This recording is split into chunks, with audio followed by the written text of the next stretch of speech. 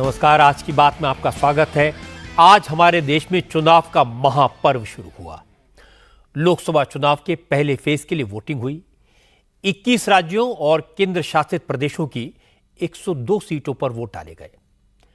Average 60% polling हुई। बंगाल में जबरदस्त वोटिंग हुई, 78% वोट डाले गए। यूपी में जिन 8 सीटों पर वोटिंग हुई वहां पोलिंग परसेंट सिर्फ 58% रहा। आज जिन सीटों पर वोट पड़े उनमें कमलनाथ के गढ़ छिंदवाड़ा, नितिन गडकरी की नागपुर, केंद्रीय मंत्री निशीथ प्रामाणिक की कूच बिहार, केंद्रीय मंत्री संजीव बालियान की मुजफ्फरनगर जैसी सीटें शामिल थी। आज तमिलनाडु की सारी 39 सीटों पर वोटिंग हो गई। जिन इलाकों में वोट डाले गए वहां कैसी हवा थी, नेताओं ने अपने अपने इलाकों के बारे में क्या दावे किए, ये सब मैं आपको दिखाऊंगा। और इसके अलावा उन इलाकों में कैंपेन तेज हो गया है जहां दूसरे फेज की वोटिंग होनी है।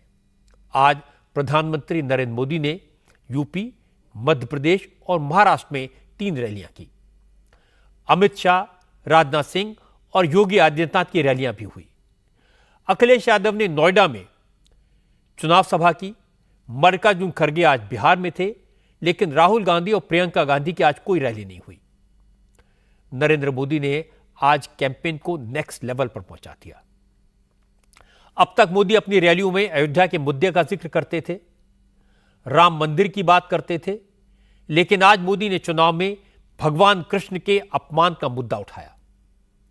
मोदी ने कहा जो लोग अब तक रामलला के मंदिर का विरोध कर रहे थे, अब वो भगवान श्री कृष्ण का अपमान भी कर रहे हैं। मोदी ने कहा आजकल 2 युवराजों की जोड़ी उस फिल्म की शूटिंग कर रही है जो बनने से पहले ही फ्लॉप हो चुकी है। योगी आदित्यनाथ ने भी समाजवादी पार्टी और कांग्रेस के अलायंस पर अटैक किया। मैं आपको मोदी की बात सुनवाऊंगा, योगी की बात सुनवाऊंगा और यह भी दिखाऊंगा कि अखिलेश यादव ने मोदी को क्या जवाब दिया। लेकिन पहले यह देख लेते हैं कि आज पहले फेज की वोटिंग में मतदाताओं का उत्साह कैसा रहा, कहां कितने लोगों ने अपने वोटिंग राइट का इस्तेमाल किया। अगर हम सारे स्टेट्स के पोलिंग परसेंटेज की बात करें तो सबसे ज्यादा वोटिंग त्रिपुरा में हुई। आज त्रिपुरा की 8 सीट पर लगभग 80% वोटिंग हुई। इसके बाद दूसरे नंबर पर वेस्ट बंगाल रहा। बंगाल में 78% पोलिंग हुई, जो पिछली बार से 6% कम है। आज तमिलनाडु की सारी 39 और पुडुचेरी की 1 सीट पर मतदान हुआ। पुडुचेरी में 73% और तमिलनाडु में 72% से ज्यादा वोटिंग हुई। नॉर्थ ईस्ट के स्टेट्स में इस बार जबरदस्त वोटिंग का सिलसिला कायम रहा। आज असम की 5 सीटों पर 71% से ज्यादा वोट पड़े। मेघालय की 2 सीटों पर 70%, मणिपुर की 2 सीटों पर 68%, अरुणाचल की 2 सीटों पर 64% वोट पड़े। आज जम्मू कश्मीर और छत्तीसगढ़ की 1-1 सीट पर वोटिंग हुई। जम्मू कश्मीर में 65% और छत्तीसगढ़ में 63% से ज्यादा वोटिंग हुई। फर्स्ट फेज में महाराष्ट्र की 5 सीटों पर लगभग 55%, मध्य प्रदेश की 6 सीटों पर करीब 64% और यूपी की 8 सीटों पर लगभग 58% वोटिंग हुई। आज राजस्थान की 12 सीटों पर भी वोट डाले गए। राजस्थान में लगभग 51% मतदान हुआ। इसके अलावा उत्तराखंड की सभी 5 सीटों पर करीब 54% वोटिंग हुई। बिहार की 4 सीटों पर सबसे कम वोटिंग हुई। बिहार में लगभग 48% वोट डाले गए। महाराष्ट्र में पहले दौर में 5 लोकसभा सीटों पर वोटिंग हुई। नागपुर, रामटेक, भंडारा, गोंदिया, चंद्रपुर और गढ़चिरौली, चिमूर में 55% से ज्यादा पोलिंग दर्ज की गई, जबकि 2019 के चुनाव में वोटिंग परसेंट 64% से ज्यादा था। महाराष्ट्र सरकार के मंत्री सुधीर मुनगंटीवार चंद्रपुर से उम्मीदवार हैं। गढ़चिरौली की सीट से बीजेपी के 2 बार के सांसद अशोक नेते फिर अपनी किस्मत आजमा रहे हैं, लेकिन सबकी नजर नागपुर की सीट पर थी, जहां से नितिन गडकरी मैदान में हैं। गडकरी ने आज अपने परिवार के साथ वोट डाला। महाराष्ट्र के deputy chief minister Devendra Fadnavis ने भी नागपुर में मतदान किया। संघ प्रमुख मोहन भागवत भी सुबह सुबह वोट डालने पहुंचे।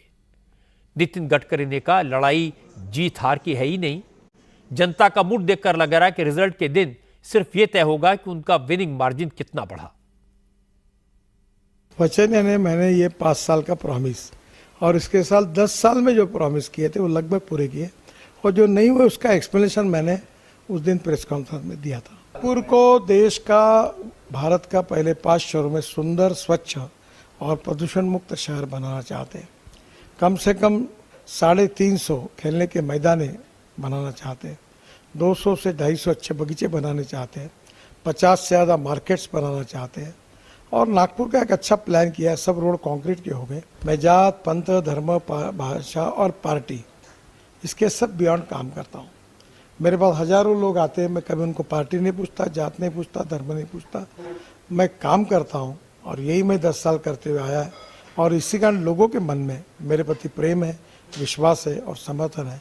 ये कोई भी राजनीतिक नेता के जीवन की बहुत बड़ी पूंजी होती है। मैं उन भाग्यवानों में से हूँ कि जनता मेरे साथ है। ये बात सही है, नितिन गडकरी ने अपना काम करके अपनी जगह बनाई, अपना नाम बनाया है और उनके विरोधी भी नितिन गडकरी के काम की तारीफ करते नहीं थकते। मध्य प्रदेश की 6 लोकसभा सीटों पर आज मतदान हुआ। शहडोल, मंडला, जबलपुर, बालाघाट, छिंदवाड़ा और सीधी में 64% से ज्यादा वोटिंग हुई, जबकि 2019 के चुनाव में इन्हीं सीटों पर 71% से ज्यादा वोटिंग हुई थी। मध्य प्रदेश में सबकी नजर छिंदवाड़ा पर है। 2019 के चुनाव में मध्य प्रदेश में कांग्रेस सिर्फ यही एक सीट जीत पाई थी। इस बार कमलनाथ के बेटे नकुल नाथ एक बार फिर छिंदवाड़ा से मैदान में हैं, लेकिन बीजेपी ने इस बार इस सीट पर पूरी ताकत लगाई। कमलनाथ के तमाम करीबी नेता उनका साथ छोड़कर बीजेपी में शामिल हो गए। इसलिए कमलनाथ के लिए बेटे को चुनाव जिताना आसान नहीं है, मुकाबला कांटे का है। आज कमलनाथ जब वोट डालने के लिए पहुंचे तो पहले उन्होंने हनुमान मंदिर जाकर बजरंगबली की पूजा की। कमलनाथ ने कहा बीजेपी पैसे और पावर का पूरा इस्तेमाल कर रही है, लेकिन छिंदवाड़ा की जनता सोच समझकर फैसला करेगी, आखिरी सांस तक उनके साथ रहेगी।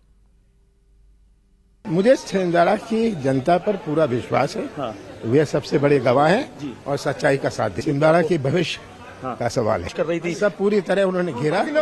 उनके सब बड़े नेता, सब बड़े नेता, पैसा, प्रशासन जो कर सकते थे किया।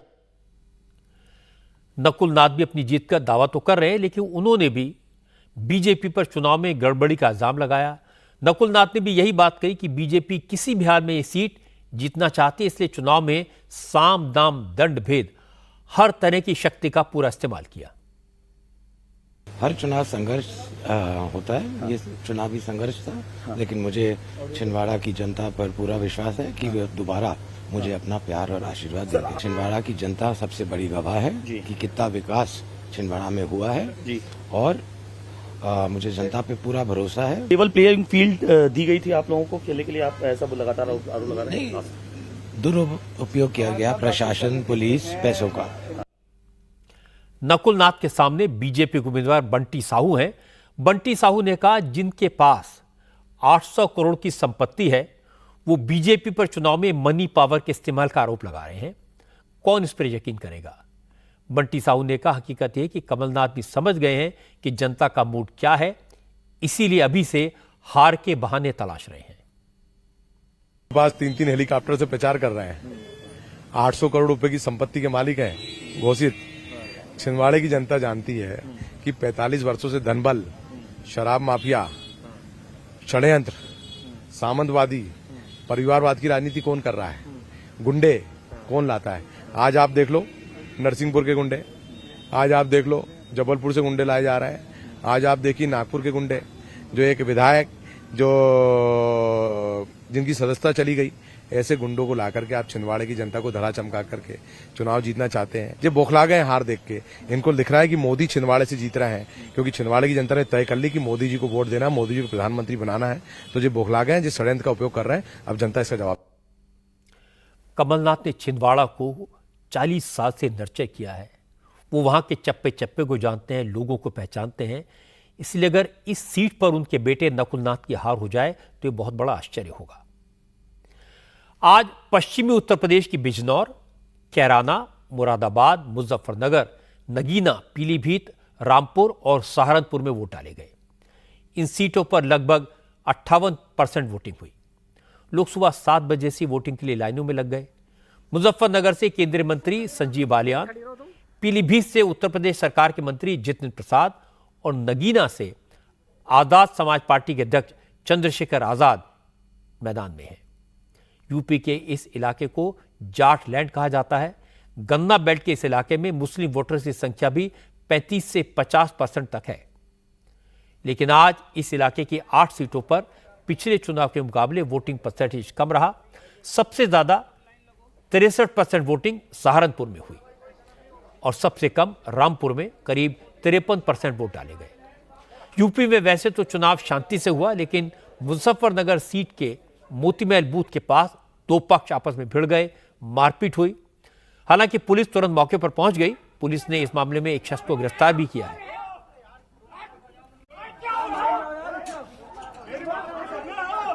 मुजफ्फरनगर के समाजवादी पार्टी के उम्मीदवार हरिंद्र मलिक ने भी बीजेपी पर आरोप लगाया। मलिक ने कहा कि मुस्लिम इलाकों में तो सेंट्रल फोर्स को लगाया गया है, लेकिन बीजेपी उम्मीदवार के गांव में चंद पुलिस वाले तैनात किए गए। समाजवादी पार्टी के कार्यकर्ताओं को डराया जा रहा है। आप देख रहे हैं बूथ पर लोग इकट्ठे हो रहे थे, उसे धमका रहे थे हमारे एजेंट को। वो कह रहा था मुझे गोली मार दो। तो कहीं ना कहीं बूथ पर क्यों घूम रहे हैं? वोट डालकर अपने घर चले। पुलिस कहाँ है यहाँ? आप आरोप लगा यहाँ लोगों को मरने के लिए छोड़ दिया गया। 400 लोग बुलाए बाहर से, मेरी निश्चित जानकारी है, जो शहर को डिस्टर्ब करेंगे वो बूथ कैप्चरिंग करेंगे। तो वो हमेशा करते हैं। अब करूँ किससे करूँ? प्रशासन को सब जानकारी है। अब ये बताओ इस सब घटिया क्या बात हो सके? ये हमेशा अति संवेदनशील रहा है। यहाँ प्रधानी में भी अति संवेदनशील रहा है। और यहाँ फोर्स के नाम पर एक सिपाही बैठा है बेचारा। क्या है इसका? क्या मतलब इन बात से? सीआरपीएफ लगनी चाहिए थी, एक अलग सेक्टर अफसर लगना चाहिए था। यहाँ से ये उनका गांव है। जो मुस्लिम भी वहां जोनल में अफसर लगा रखे इन्होंने। हरिंद्र मलिक के आरोपों का जवाब संजीव बालिया ने तुरंत दिया। बालिया ने कहा कि हरिंद्र मलिक को पता है वो चुनाव हार रहे हैं, इसीलिए ऐसे आरोप लगा रहे हैं। संजीव बालियान ने यह भी बताया कि हरिंद्र मलिक को हार का डर क्यों है और उनकी जीत पक्की क्यों है। देखिए, पिछले चुनाव में बहुजन समाजवादी पार्टी गठबंधन थी, इस बार उनका प्रत्याशी अलग है। राष्ट्रीय लोकदल उधर था, राष्ट्रीय लोकदल है। तो समीकरण बदले हुए हैं, माहौल बदला हुआ, तो फर्क तो पड़ेगा ना दोस्त। वो हमारे साथ है कि बसपा अलग लड़ रही है, बच्चा क्या है, खाली कनस्तर बज रहा है। आज रामपुर की सीट पर भी वोटिंग हुई। इस बार यह चुनाव काफी दिलचस्प है। रामपुर आजम खान का गढ़ रहा है। आजम खान इस वक्त जेल में है। इस बात की चर्चा है कि रामपुर सीट पर जो उम्मीदवार समाजवादी पार्टी ने उतारा है वो आजम खान की पसंद का नहीं है। रामपुर में मुस्लिम वोटर डिवाइडेड है।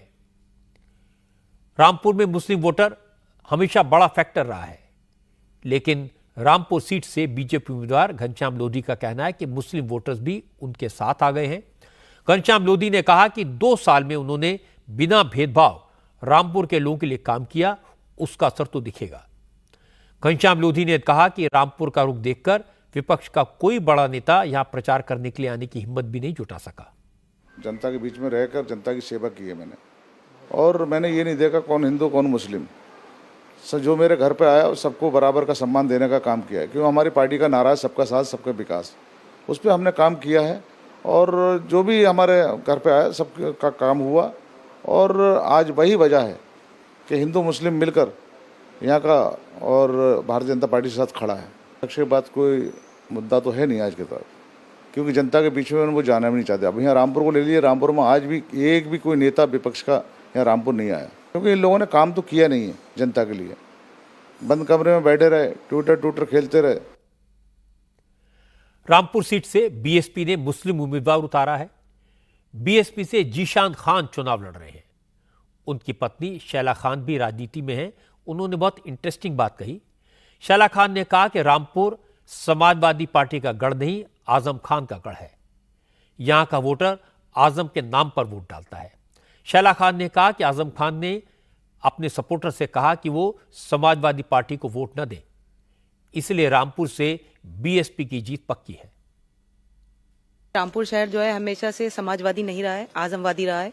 तो आजम खां के साथ जिस तरीके से जुल्म और जाती हुई है, तो उनके भी सारे लोग हमें चुनाव लड़ा रहे हैं, क्योंकि उनकी, आपको पता है कि आपस में जो पार्टी का जो मसला था, जो अखिलेश यादव जी ने जिस तरीके से कैंडिडेट उतारा, और वो आजम खां की मर्जी का नहीं था, उन्होंने अखिलेश यादव जी से बोला था कि आप यहाँ से चुनाव लड़िए, उन्होंने यहाँ से चुनाव नहीं लड़ा।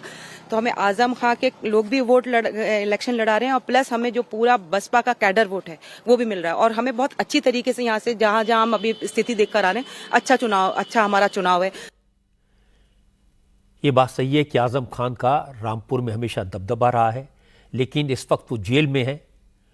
उनकी मंशा क्या है, इरादा क्या है, सपोर्ट किसके साथ है, कहना मुश्किल है। जहां तक वोटिंग परसेंटेज का सवाल है, वो कम हो या ज्यादा, इससे कोई हार जीत का अंदाजा नहीं लगा सकता। ना ही कोई यह बता सकता है कि त्रिपुरा में 80% वोटिंग क्यों हुई और बिहार में 48% क्यों हुई। वोटिंग कम हो या ज्यादा, सब इसे अपने फेवर में डिक्लेयर कर देते हैं, लेकिन कई बार कैंडिडेट का मूड देखकर अंदाजा लग जाता है। जैसे नितिन गडकरी को आपने देखा, वो सिर्फ जीत का दावा नहीं कर रहे थे, बल्कि 5 लाख के मार्जिन की बात करते हैं। कहा जा सकता है उनकी जीत तो पक्की है, मार्जिन क्या है यह तय होना बाकी है। लेकिन जब कमलनाथ के बेटे नकुलनाथ इस बात की शिकायत करते हैं कि उनके खिलाफ जबरदस्त ताकत का इस्तेमाल किया गया, तो उनकी निराशा का अंदाजा है। और इससे लगता है कि रिसोर्सेज में तो कमलनाथ भी किसी से कम नहीं है, फिर वो हार की बात क्यों कर रहे हैं। इसी तरह उत्तर प्रदेश में जब वोट देने वाले ज्यादातर लोग लॉ एंड ऑर्डर की बात करते हैं, माफिया के दिल में पैदा हुए खौफ की बात करते हैं, तो अंदाजा हो जाता है कि वोट योगी आदित्यनाथ के नाम पर पड़ेगा। रामपुर, बिजनौर, कैराना, मुजफ्फरनगर जैसी सीटों पर कम वोटिंग समाजवादी पार्टी और कांग्रेस के लिए चिंता की बात हो सकती है, क्योंकि आमतौर पर मुस्लिम मतदाता बड़ी संख्या में वोट डालने निकलते हैं, और कम पोलिंग का मतलब यह लगाया जाता है कि मुस्लिम वोटर्स पोलिंग बूथ तक नहीं पहुंचे, अपने घर से नहीं निकले। लेकिन जब तक चुनाव के नतीजे ना आ जाएं, इन मामलों में कोई भी निश्चित तौर पर कुछ नहीं कह सकता। जिस वक्त पश्चिमी उत्तर प्रदेश की 8 सीटों पर वोटिंग हो रही थी, उसी वक्त इसी इलाके में प्रधानमंत्री नरेंद्र मोदी की रैली हो रही थी। मोदी ने आज उन इलाकों में कैंपेन किया जहां सेकंड फेज में मतदान होना है। मोदी ने अमरोहा के रैली में भगवान कृष्ण की बात की।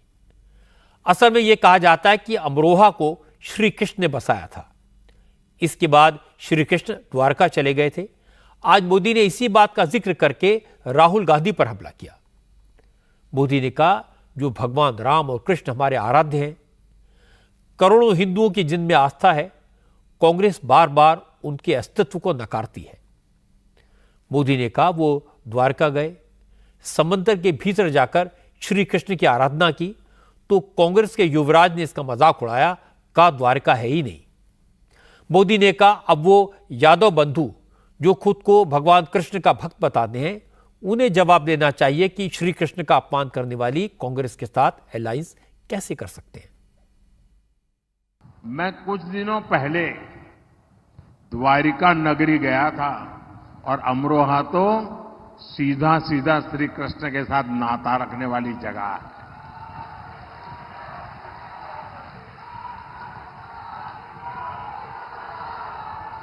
अब भगवान श्री कृष्ण यहां से निकल करके गुजरात गए थे, और मजा देखिए, मैं गुजरात में पैदा हुआ और उत्तर प्रदेश के चरणों में आके बैठ गया। काशी ने मुझे सांसद बना दिया।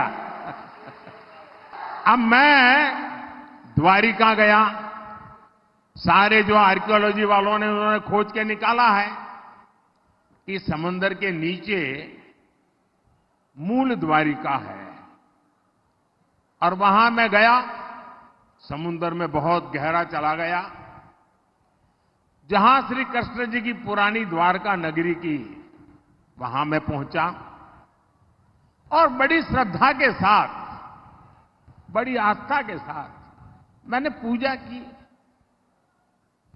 और मैं अपने साथ भगवान श्री कृष्ण को पसंद है जो मोर पंख, वो भी ले गया, वहां मैंने रखा।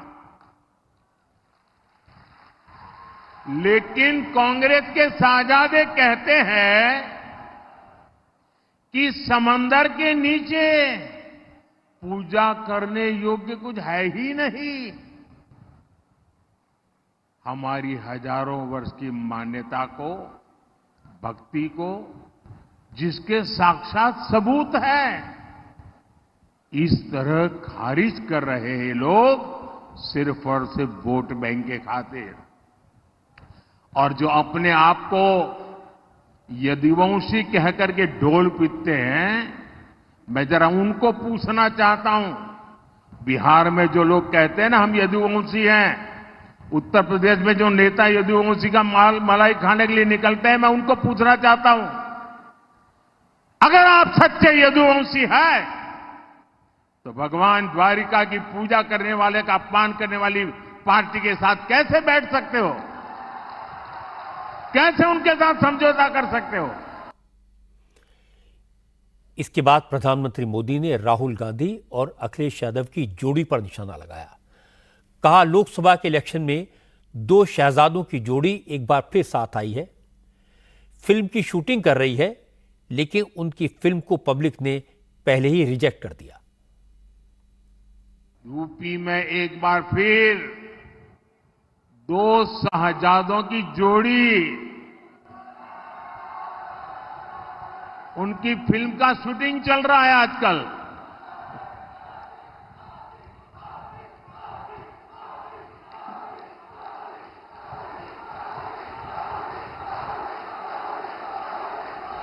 और ये दो शहजादों की फिल्म का पहले ही रिजेक्शन हो चुका है। हर बार ये लोग परिवारवाद, भ्रष्टाचार और तुष्टीकरण की टोकरी उठाकर यूपी की जनता से वोट मांगने निकल पड़ते हैं। अपने इस अभियान में ये लोग हमारी आस्था पर हमला करने का कोई मौका नहीं छोड़ते। आप याद करिए, इनकी सरकार को यहां के पवित्र तिगरी मेले से कितनी दिक्कत थी। तिगरी मेले में भी रुकावट डालते थे। यहां जो कांग्रेस के प्रत्याशी हैं, उन्हें तो भारत माता की जय बोलने तक में आपत्ति थी। जिसको भारत माता की जय मंजूर नहीं, वो भारत की संसद में शोभा देता है क्या? ऐसे व्यक्ति को भारत की संसद में प्रवेश मिलना चाहिए क्या? अखिलेश यादव भी आज गौतम बुद्ध नगर में थे। उन्होंने अपने कैंपेन में पीडीए की बात की। कहा, बीजेपी ने पिछड़े, दलित और अल्पसंख्यकों के साथ अन्याय किया, उनकी अनदेखी की, इसलिए अब पीडीए बीजेपी को हराएगा। जब अखिलेश से पूछा गया कि मोदी ने कहा कि जो अपने आप को यदुवंशी मानते हैं, श्री कृष्ण का भक्त मानते हैं, वो द्वारकाधीश का अपमान करने वाली कांग्रेस के साथ अलायंस कैसे कर सकते हैं? अखिलेश ने सवाल सुना लेकिन जवाब नहीं दिया, बात घुमा दी। उन्होंने कहा, बीजेपी ब्रह्मांड की सबसे झूठी पार्टी है। बीजेपी के लोग कुछ भी कहें, लेकिन समाजवादी पार्टी और इंडिया गठबंधन भाईचारे को बढ़ाने वाला अलायंस है। समाजवादी पार्टी, इंडिया गठबंधन, ये मिली जुली संस्कृति की पहचान है। इंडिया गठबंधन भाईचारे को बढ़ाने वाला गठबंधन है। इंडिया गठबंधन किसानों के हक दिलाने के लिए गठबंधन है। इंडिया गठबंधन नौजवानों के साथ जो भेदभाव हुआ है, उस नौकरी और रोजगार दिलाने का गठबंधन है। एनडीए को हराने वाला इंडिया गठबंधन के साथ साथ पीडीए है। और भारतीय जनता पार्टी तो पूरे ब्रह्मांड की सबसे झूठी पार्टी है। और पिछले 10 साल का अगर हिसाब लगाएं तो इनसे ज़्यादा झूठ किसी दल ने नहीं बोला होगा। पश्चिम की हवा भारतीय जनता पार्टी का पूरे उत्तर प्रदेश में, देश में सफाया करेगी। भारतीय जनता पार्टी की न इनकी कहानी किसी को पसंद आ रही है, न इनके घिसे पिटे डायलॉग पसंद आ रहे हैं किसी को। और पहला ही शो फ्लॉप हो गया है। खिड़की पर कोई टिकट लेने भी नहीं जा रहा है कि क्षत्रिय समाज और बहुत सारे ऐसे समाज निकल पड़े हैं लाखों की संख्या में। हर लोकसभा में इनका वोट कम हुआ है। ये लाखों वोट जो कम हुआ है इसकी भरपाई भारतीय जनता पार्टी कहां से करेगी? लेकिन प्रधानमंत्री नरेंद्र मोदी ने भी आज अमरोहा की रैली में बताया कि 400 पार का नारा हकीकत में कैसे बदलेगा। आज मोदी ने एक बार फिर सार्वजनिक तौर पर योगी आदित्यनाथ के काम की जमकर तारीफ की। मोदी ने कहा, योगी ने जिस तरह से समाजवादी पार्टी की सरकार के वक्त पनपे गुंडे और माफियाओं को खत्म किया है, माताओं बहनों को सुरक्षा की गारंटी दी है, कानून व्यवस्था को चुस्त दुरुस्त किया है, उसका असर लोकसभा चुनाव पर जरूर पड़ेगा और 400 पार के टारगेट में यूपी का सबसे बड़ा कंट्रीब्यूशन होगा। कुछ दिन पहले एक प्रेस इंटरव्यू में दे रहा था, वो मुझे पूछ रहे थे कि आप ये 400 पार कह रहे हैं, बोले बहुत से राज्यों में तो आप इतने आगे बढ़ चुके हैं, आप उसमें भी आगे अब कहां से बढ़ोगे? मैंने कहा लिख लो, अकेले उत्तर प्रदेश का मैं सांसद हूं तो मैं उसकी बात करता हूं। मैंने उनको कहा, यूपी के सांसद के नाते मेरे अनुभव से मैं कहता हूं कि अब 7 साल से यहां योगी जी की सरकार है और 19 में तो उनको 2 साल ही काम करने का मौका मिला था।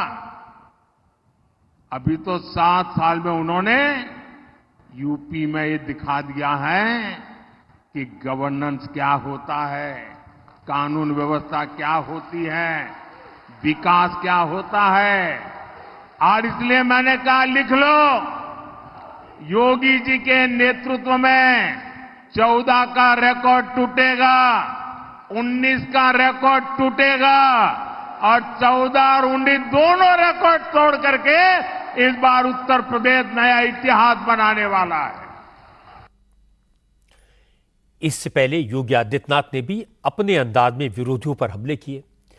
योगी ने भी राम मंदिर का जिक्र किया, काशी मथुरा की बात की, यूपी में हो रहे इन्वेस्टमेंट का ब्यौरा दिया, अपनी सरकार के काम गिनाए और इसके बाद उन्होंने कानून व्यवस्था की बात की।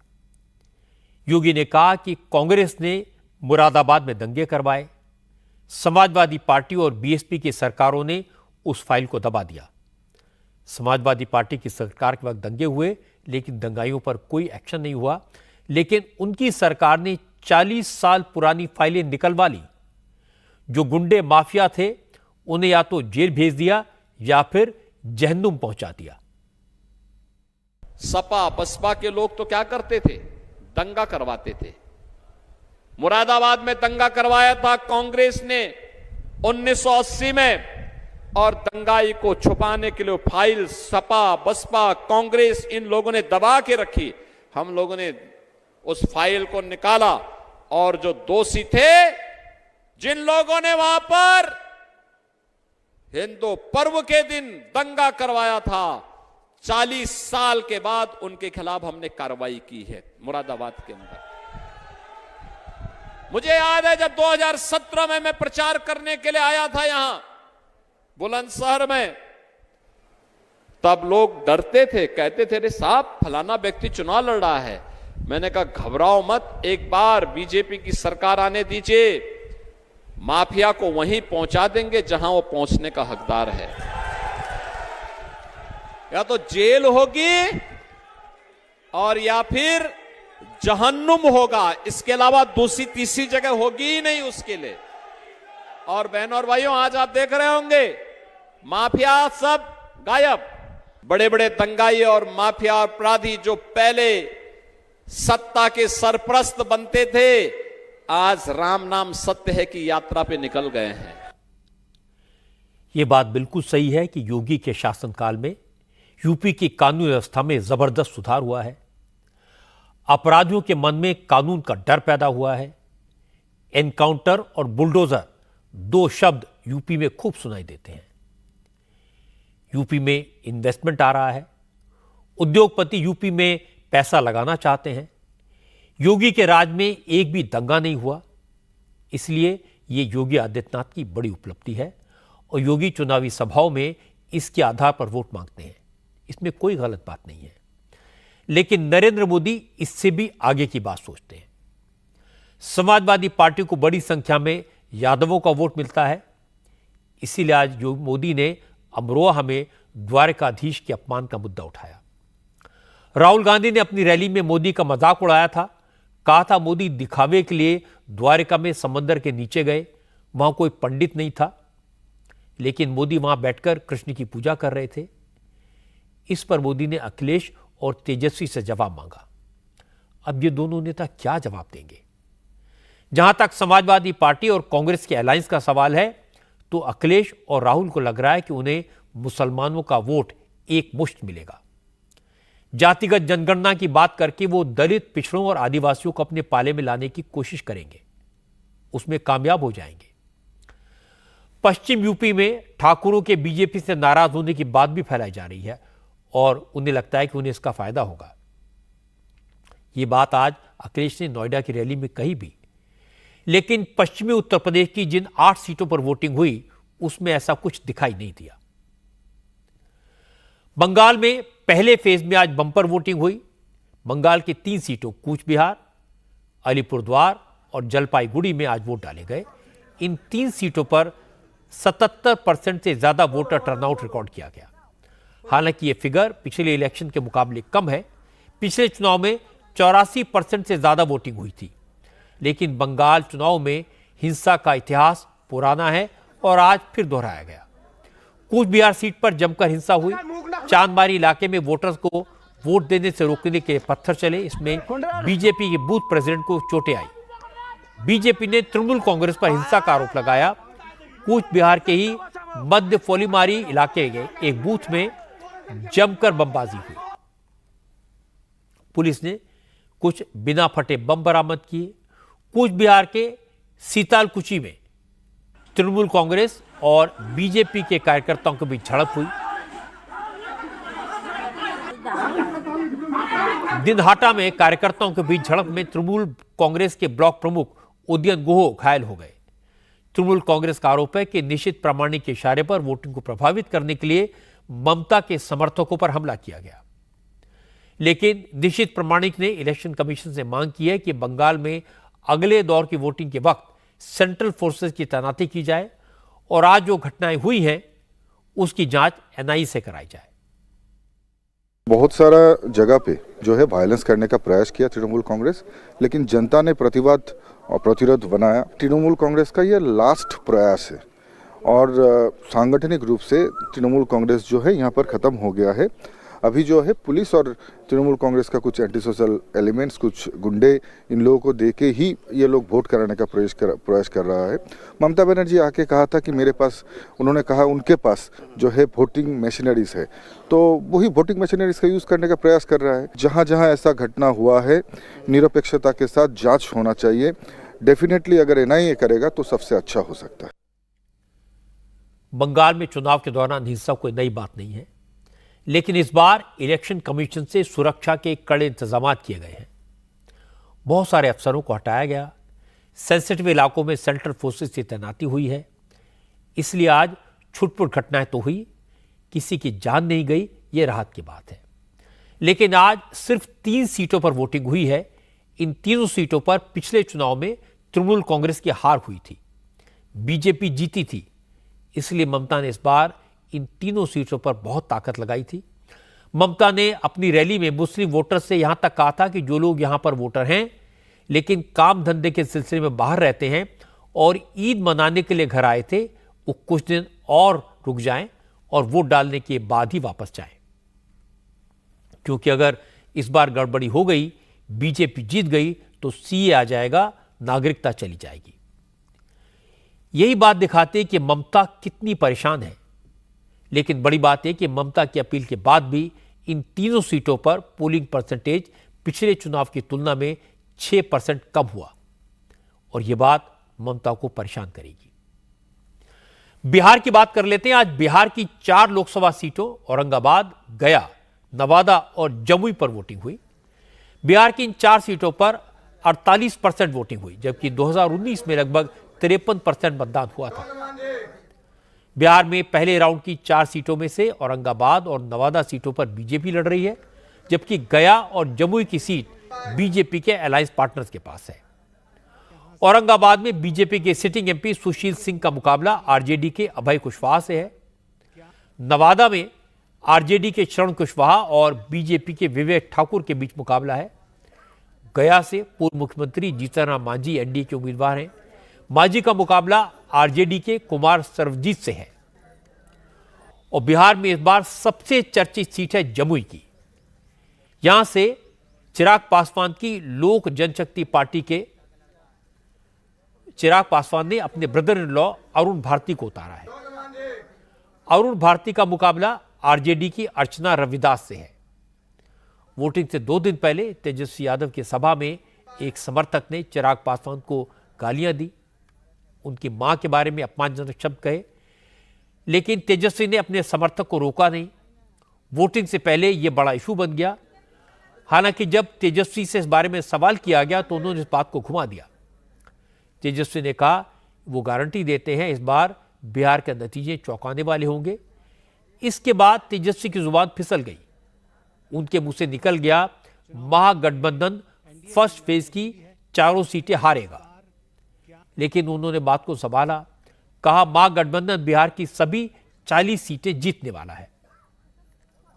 हम लोग 4 सीट जो है जीत रहे हैं। जो फीडबैक आ रहा है बढ़ चढ़ करके लोग जो हैं वोट दे रहे हैं और मौजूदा सरकार से लोग जो है गुस्से में हैं और कहीं कोई शक नहीं है कि हम ये 4 सीट हारेंगे। बड़ी मजबूती के साथ कॉन्फिडेंटली हम कह रहे हैं कि ये 4 सीट हम लोग जो है जीत रहे हैं। विधानसभा में क्या कह रहे थे, क्या हालत हुआ, तो उन पे छोड़िए।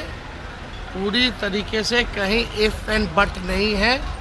हम लोग 4 सीट फर्स्ट फेज का जीत रहे हैं और हमने पहले भी कहा है कि बिहार जो है इस बार चौंकाने वाला रिजल्ट देगा। आप लोग धैर्य रखिए, इंतजार कीजिए। तेजस्वी तो चिराग पासवान और उनकी मां को दी गई गालियों के मामले से पीछा छुड़ाना चाहते हैं, लेकिन चिराग पासवान ने आज तेजस्वी को चिट्ठी लिखकर नसीहत दी। कहा कि सियासत में विरोध का मतलब गाली गलौज नहीं होता। तेजस्वी को अपनी पार्टी के उस नेता के खिलाफ एक्शन लेना चाहिए जिसने उन्हें और उनकी मां को गालियां दी। जब बात बढ़ी तो पाटलिपुत्र से चुनाव लड़ रही तेजस्वी की बड़ी बहन मीसा भारती सामने आई। मीसा ने कहा कि महिलाओं का सम्मान होना चाहिए, उनके बारे में अभद्र बयानबाजी नहीं होनी चाहिए, लेकिन ताली एक हाथ से नहीं बजती। भाषा की मर्यादा तो सबको रखनी चाहिए। देखिए ये दुखद है। किसी भी दल में जो महिलाएं हैं उनके प्रति अभद्र टिप्पणी नहीं होनी चाहिए, किसी के भी द्वारा नहीं होनी चाहिए। लेकिन मैं एक चीज आपके माध्यम से प्रधानमंत्री जी से और भाजपा के जितने भी और एनडीए गठबंधन के जितने भी नेता हैं और चिराग पासवान जी से भी मेरा एक प्रश्न होगा कि चिराग पासवान जी, आपका मुंह उस समय बंद हो गया था जब सम्राट चौधरी ने पिता और पुत्री पे, मेरी बहन और मेरे पिताजी के ऊपर इस तरह की अभद्र टिप्पणी की थी, तो आपको तब तकलीफ नहीं हुई थी? तब आपने क्या रिएक्शन दिया था? क्या कार्रवाई करने के लिए प्रधानमंत्री जी को कहा? तो कथनी और करनी में फर्क मत करिए, ताली एक हाथ से नहीं बजती है।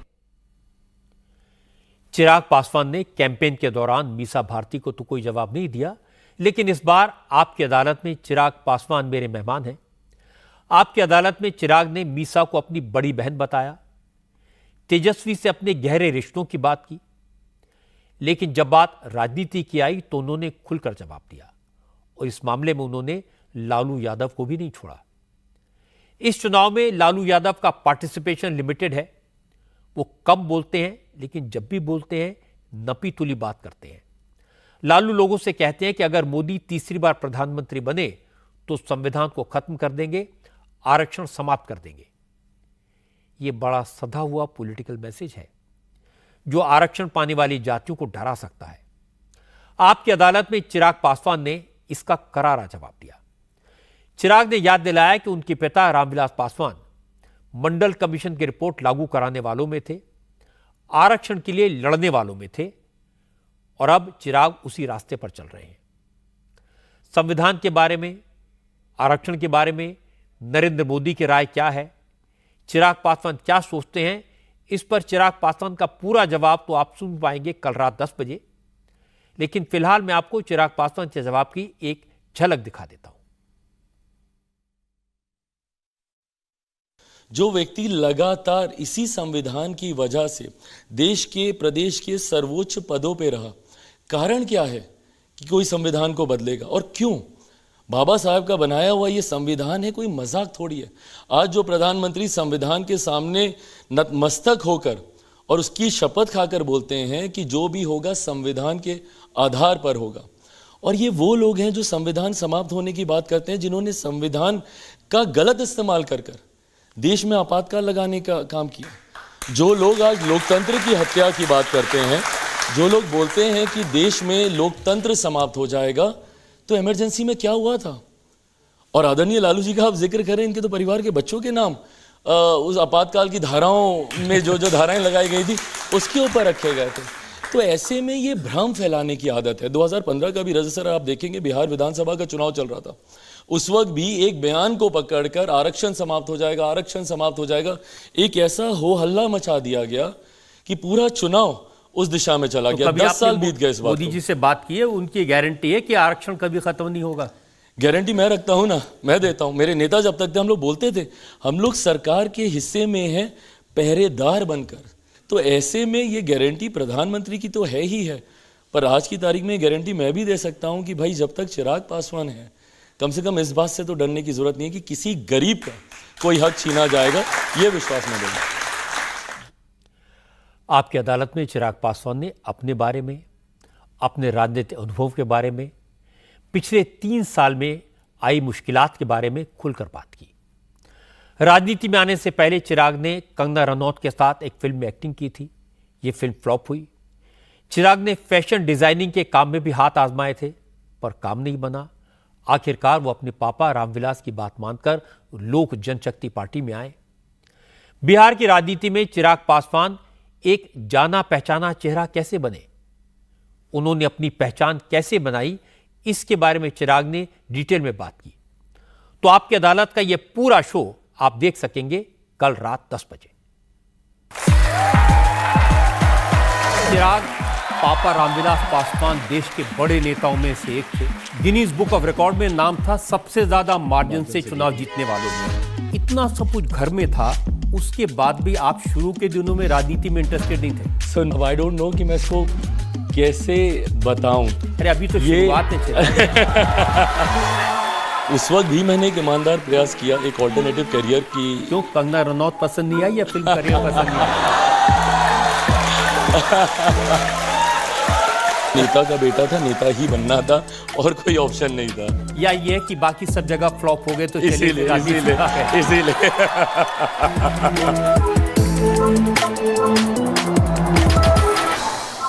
और अब बात अरविंद केजरीवाल की सेहत की।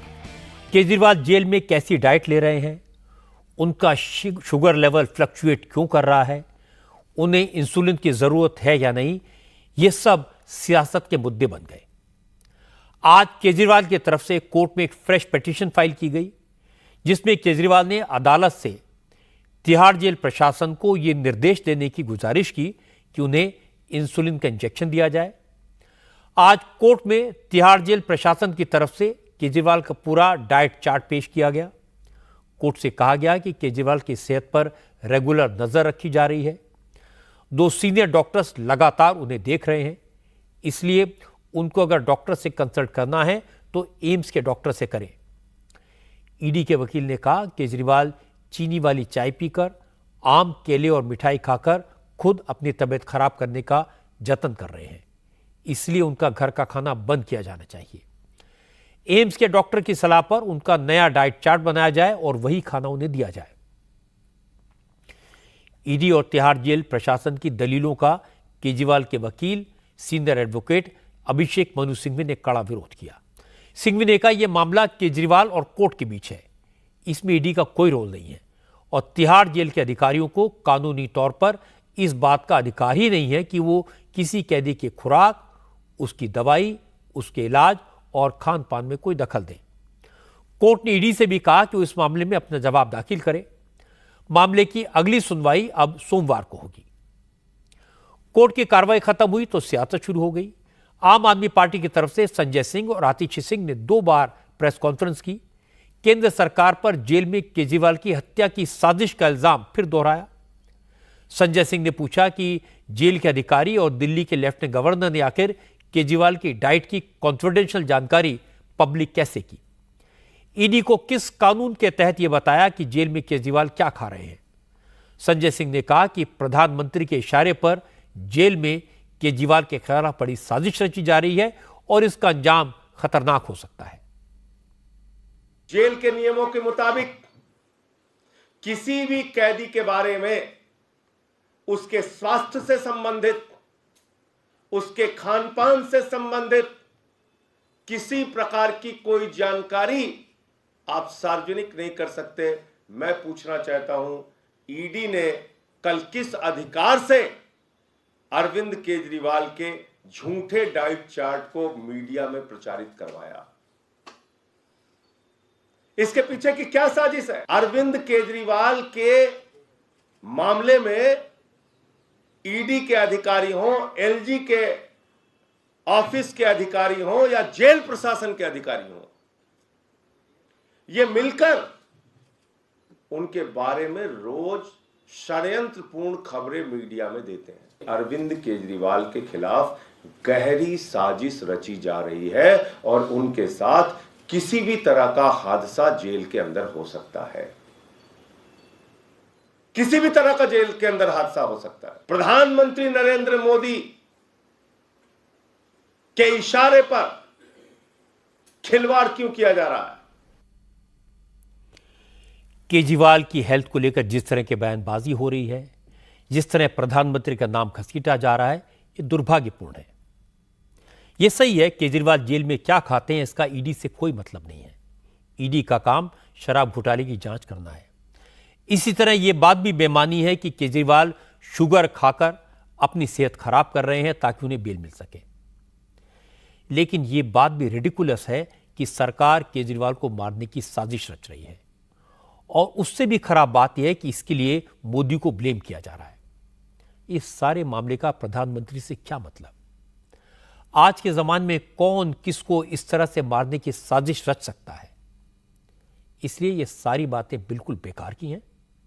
मोटी बात यह कि केजरीवाल हाईली डायबिटिक है। उनका खाना, उनकी दवाई एक्सपर्ट्स द्वारा प्रेस्क्राइब होनी चाहिए। अगर खाना घर से आता है तो उसमें किसी को कोई प्रॉब्लम नहीं होनी चाहिए, ये डॉक्टर तय करें। केजरीवाल की सेहत का ध्यान रखना जेल प्रशासन और केजरीवाल के परिवार की जिम्मेदारी है। इसमें किसी तरह का कोई कॉम्प्रोमाइज नहीं होना चाहिए। आगे बढ़ने से पहले आपको बता दूं कि इस बार आपकी अदालत में मेरे मेहमान हैं स्वर्गीय रामविलास पासवान के बेटे, लोक जनशक्ति पार्टी के अध्यक्ष चिराग पासवान। जो लोग राजनीति में हैं, अगर उनके परिवार से उनका साथ छूट जाए तो कई तरह की मुश्किलात सामने आती हैं। चिराग पासवान ने इसके बारे में काफी इमोशनल बातें बताई। चिराग पासवान जब राजनीति में आए तो उनकी पार्टी पूरी तरह रामविलास पासवान के कंट्रोल में थी। ये रामविलास के परिवार की पार्टी थी। रामविलास पार्टी के अध्यक्ष थे, मंत्री थे, उनके दोनों भाई एमपी थे और बाद में रामविलास ने अपने बेटे चिराग को पार्टी का नेशनल प्रेसिडेंट बना दिया। लेकिन रामविलास पासवान की डेथ के बाद पूरा खेल बिगड़ गया, परिवार बिखर गया, पार्टी टूट गई। चिराग के पास कुछ नहीं बचा, न पार्टी रही, न घर, न सिंबल। लेकिन चिराग ने हिम्मत नहीं हारी, अपने दम पर पार्टी को खड़ा किया। चिराग पासवान ने अपने संघर्ष के बारे में, बिहार में नए जमाने की राजनीति के बारे में डिटेल में बात की। यह पूरा शो आप देख सकेंगे कल रात 10 बजे। चिराग अपने चाचा से ये कहा कि बकवास बंद करिए, आपके खून में और मेरे खून में फर्क है। रजत सर, मुझे बताइएगा, अगर मैं उनका अपना सगा बेटा होता क्या तब भी वो मेरे साथ ऐसा ही करते? प्रिंस, उसने ये कहा कि मेरे पिता का अपमान हुआ, इसलिए हमने पार्टी तोड़ दी, इसलिए हम परिवार से अलग हो गए। मुझे तकलीफ इस बात की है कि वो मेरी माँ, जो उसके लिए बड़ी मम्मी थी, आज राजनीतिक द्वेष इतने ज्यादा हो गए कि आप उनका नाम ले रहे हैं। अगर वो नाराज थे, वो कुछ कर रहे थे, तो आप उनके पास जाते, उनसे बात करते। 1.5 घंटे तक उस बीमारी की हालत में मैं बाहर गाड़ी में ही मैं बैठा रहा। 1.5 घंटे के बाद जब दरवाज़ा खुलता है, मैं घर के अंदर जाता हूँ और सबसे पहले मुझे चाची हमारी वो दिखाई देती हैं। मैं जाता हूँ, मैं उनके पाँव छूता हूँ, वो 2 कदम पीछे कर लेती हैं और मुझे बोलती हैं कि तुम्हारे साथ जो हो रहा है अच्छा हो रहा है।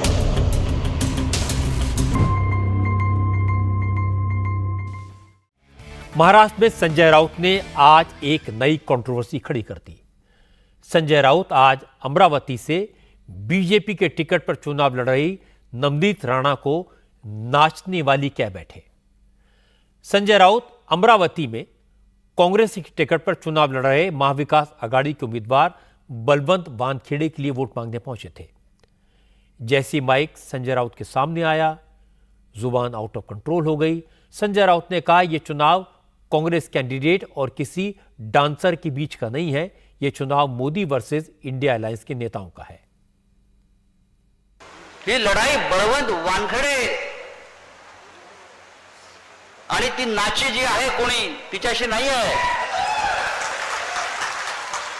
डान्सरशी नाही आहे, बबलीशी नाही आहे। ही लढाई मोदी विरुद्ध महाराष्ट्र आहे, लक्षात घ्या। ही लढाई मोदी विरुद्ध महाराष्ट्र, ही लढाई मोदी विरुद्ध उद्धव ठाकरे, ही लढाई मोदी विरुद्ध शरद पवार, ही लढाई मोदी विरुद्ध राहुल गांधी है। चुपती हुई बातें कहने में संजय राउत का कोई मुकाबला नहीं है, चाहे कंगना रनौत हो या नवनीत राणा। संजय राउत किस पर कब क्या कमेंट करेंगे, इसकी कोई सीमा नहीं है। कभी कभी लगता है ये उनकी आदत है और कभी कभी लगता है कि खबरों में बने रहने के लिए वो इस तरह की बातें करते हैं। लेकिन राजनीति में सब लोग इस तरह के नहीं होते। इस हफ्ते आपकी अदालत में मेरी बात चिराग पासवान से हुई, जो भाषा की शालीनता का ध्यान रखते हैं, अपने बारे में कही गई कड़वी बातों का मर्यादा के अनुसार जवाब देते हैं। चिराग बताते हैं कि भाषा की शालीनता का पाठ उन्होंने अपने पिता स्वर्गीय रामविलास पासवान से सीखा। चिराग पासवान के राजनीति में उतरने से पहले उनके पापा रामविलास कांग्रेस के साथ थे, मनमोहन सिंह की सरकार में मंत्री थे, सोनिया गांधी के नेक्स्ट डोर नेबर थे। चिराग अपने पिता को खींचकर मोदी की तरफ ले गए। 2014 में मोदी प्रधानमंत्री बने तो रामविलास उनकी सरकार में मिनिस्टर बने। यह चिराग पासवान की पहली सबसे बड़ी राजनीतिक सफलता थी। उन्होंने जनता के बदलते मूड को समझा और फिर पिछले 10 साल से मोदी का साथ नहीं छोड़ा। आपकी अदालत में चिराग पासवान ने बताया कि वो मोदी के हनुमान कैसे बने, बिहार के नए पासवान कैसे बने। 2014 में आप उस वक्त यूपी में थे, कांग्रेस के साथ थे, सोनिया गांधी आपकी पड़ोसन थी, बगल में रहती थी, कभी कभी पैदल चल के मिलने घर आती थी जी। लेकिन चिराग पासवान ने आके उनका पत्ता काट दिया। नीड ऑफ द आवर था। मैं मेरे प्रधानमंत्री जी से बहुत प्रभावित रहा हूँ और इसको मैंने खुले मन से हर बार मैंने स्वीकारा भी है। और ये बात सही है, पापा शुरू में तैयार नहीं थे, ही वॉज नॉट रेडी कि वो अलायंस को चेंज करें, बट इवेंचुअली उन्होंने भी गिवन किया और आप मोदी के हनुमान बन गए। मैं उस वक्त अकेले चुनाव लड़ा था, तो उस वक्त मेरे ऊपर ही कंडीशंस डाली गई थी कि मैं प्रधानमंत्री की तस्वीरों का कहीं इस्तेमाल नहीं करूं। तो I just said it on record one day कि वो मेरे दिल में बसते हैं, मुझे उनकी तस्वीर होर्डिंग पे लगाने की जरूरत नहीं है। तो दिल में बसने वाला जो है वो हनुमान बन गया।